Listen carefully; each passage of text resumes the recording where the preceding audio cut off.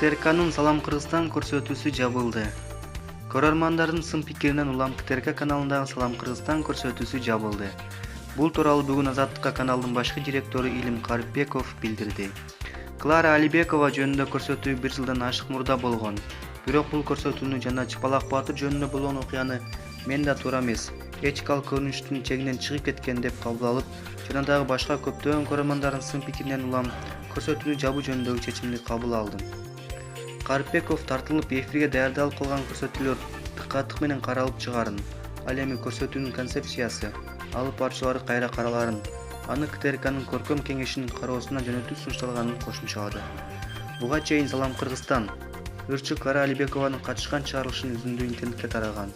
Анда алып баруучулар аягында ырчыны шылымдап сүйлөшүп отурганын көрүүгө болот. Ошондой эле Чыпалак Баатыр атыккан Зарлыкбек Аликеновго да күлүп жаткан видеосу интернетке тараган болчу.